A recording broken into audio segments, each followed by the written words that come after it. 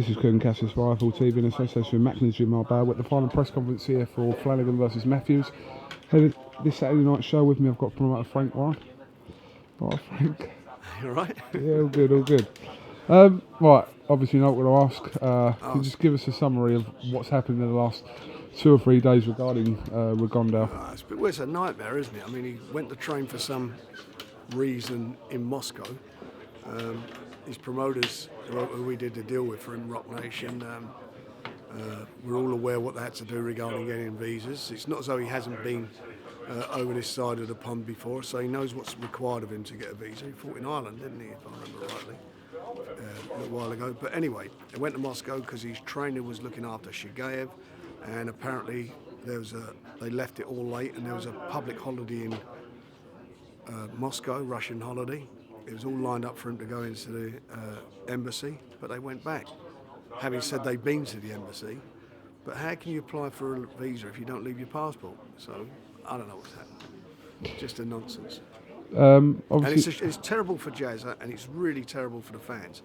But you know, if I could go and get the visas from, or my office could, we would physically do it, but we can't. You know, you have to go in person. You have to take your passport. You have to sign forms.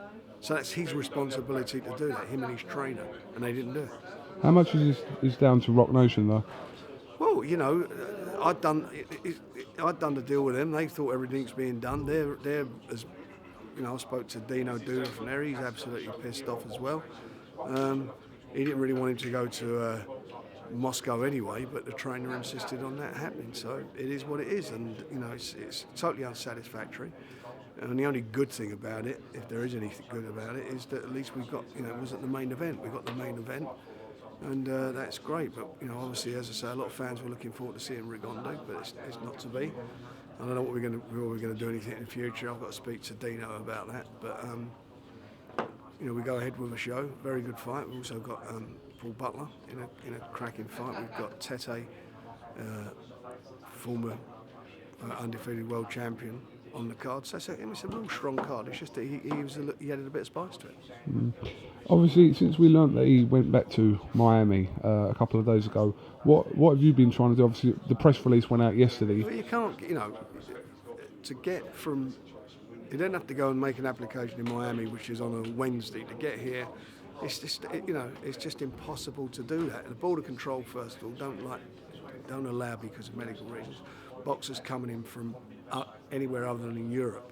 You have to be in the UK, I think it's 3 days before the fight to acclimatise. So you know, that just killed it. So you don't know whether you'll be interested in working with RIGONDEAUX again? Well, we work with BoxNation.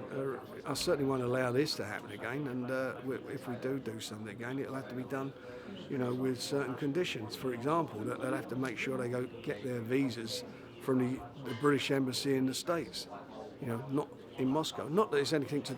I don't blame the embassy, the British Embassy in Moscow. It's their responsibility. Nobody else's. Theirs. And we made calls to the embassy, and for some inexplicit reason, they jumped to the plane and went back to Miami. And I blame the trainer for that.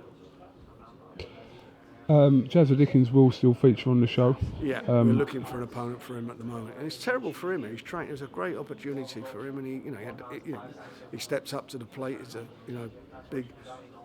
big opportunity for him, but unfortunately, it's not to be.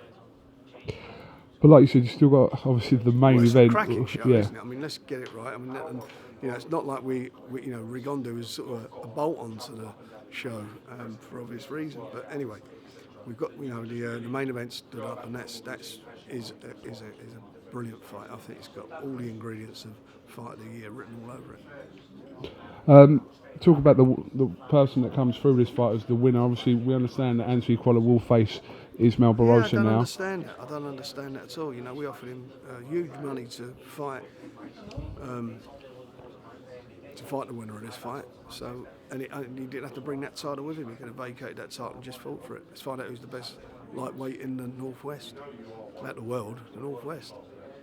I don't understand why. You know, I just don't get that. I don't understand that. It's a mandatory defence, I suppose. If he wants to keep the title, well, then come and win the other one. If he fights him anyway, if he wins, he gets the WBO title anyway. What's the difference? So give it up, make this. That's what people got more interest in, don't you think? Seeing the win. What would you much rather go and see? Him against Barossa or him against the winner of this fight? Yeah, I'd rather see that. That's it, isn't it? And then go and fight Barossa or Linares, whoever comes through at the end of that. It just doesn't make any sense to me.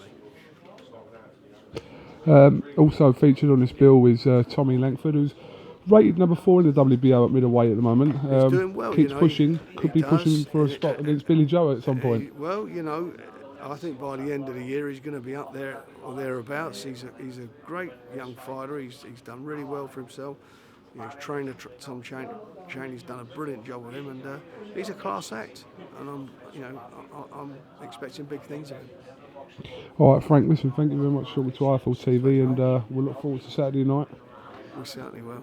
No problem. Thank you very much.